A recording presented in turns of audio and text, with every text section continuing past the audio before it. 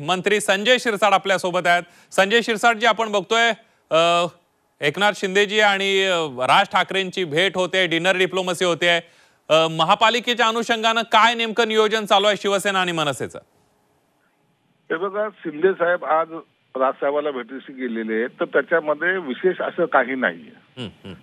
एकनाथ शिंदे साहेब जेव्हा मुख्यमंत्री होते त्या टायमाला राजसाहेब सुद्धा त्यांच्याकडे यायचे। काही राजकीय एकमेकांशी चर्चा होणे, राजकीय भेटी होणे किंवा एक संबंध जपणे, हा दोन्ही प्रकार त्याच्यामध्ये घडू शकतात। आणि आमची जी काही पॉलिसी आहे, पार्टीची जी काही पॉलिसी आहे, आम्ही पहिल्यांदा सुद्धा मागे सुद्धा राजसाहेबांना तशी ऑफरही दिली होती की तुम्ही महायुती बरोबर या। आमच्या महायुती बरोबर जर आला तर निश्चितच त्याचा परिणाम होईल। परंतु आजच्या भेटीमध्ये नेमकं भेटीचं कारण काय हे मला सांगता येणार नाही। परंतु मला वाटतं शिंदे साहेब नेहमी हे पॉझिटिव्ह अँगलने विचार करत असतात आणि म्हणून एक पाऊल पुढचं त्यांनी आज टाकलं असावं।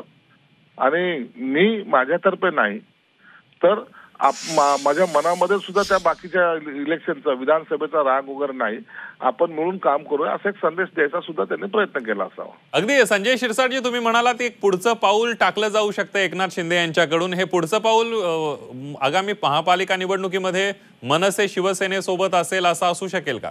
नाही, हे महायुती, आता हे जे आमचं गणित आहे ते आमचं महायुतीचं गणित आहे। आम्हाला याचं सेपरेट आणि त्याचं सेपरेट असं काही करायचं नाही। आम्हाला महायुती म्हणून ही महानगरपालिका ताब्यात घ्यायची आहे। आम्ही महायुतीच्या नावाखालीच हे इलेक्शन लढणार आहोत। आणि म्हणून सगळ्या बाजूने मग एखादा अपक्ष जरी असेल किंवा एखादा छोटा पक्ष जरी असेल तर तो जर महायुतीत आला तर महायुतीला बळ मिळेल, ही त्याच्या मागची भूमिका आहे।